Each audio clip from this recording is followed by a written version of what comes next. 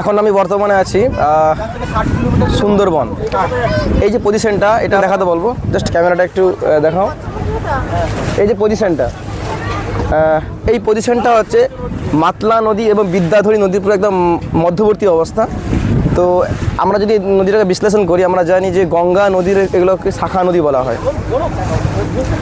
এগুলো সমস্ত হচ্ছে গঙ্গা নদী শাখা নদী।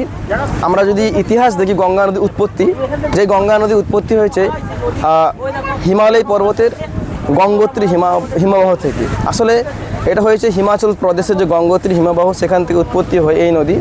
আস্তে আস্তে করে উত্তরপ্রদেশের উপর দিয়ে আস্তে আস্তে করে বিহার থেকে এসে পশ্চিমবঙ্গের মুর্শিদাবাদের ধুলিয়ানের কাছে বিভক্ত হয়ে যায়। সেখান থেকে একটা নদী পদ্মা নামে চলে গেছে বাংলাদেশ, আর একটা নদী পশ্চিমবাংলার ভেতর দিয়ে ভাগীরথী এবং হুগলি নামে, এই যে বর্তমানে আমরা যে নদীতে আমরা আছি, এটা গঙ্গা নদীর একটা পার্ট। এই নদীটা ভাগীরথী নাম নিয়ে, হুগলি নাম নিয়ে সুন্দরবনের দিকে চলে এসছে মাতলা, বিভিন্ন রকম নদী, এই যে বিদ্যাধরী, মাতলা, গোসাবা, এগুলো সমস্ত হচ্ছে গঙ্গা নদী শাখা নদী। এগুলো এসে আমি দেখাচ্ছি, ওদিকে একটু ক্যামেরা দেখাবে, সমস্ত নদীগুলো এসে ঠিক দক্ষিণ দিকে হচ্ছে বঙ্গোপসাগর, এই বঙ্গোপসাগরের সঙ্গে মিশে যাবে। তো আমরা এমন একটা প্লেসে আছি যে সুন্দরবন, যেটা হচ্ছে পশ্চিমবাংলার এবং তথা সারা বিশ্বের মধ্যে বড় একটা ম্যানগ্রোভ অরণ্য, যেটা আমাদের বাংলার গর্ব। খুব সুন্দর ভিউ। আজকের জন্য এই তথ্য আমি আপনাদের দিলাম। Thank you so much.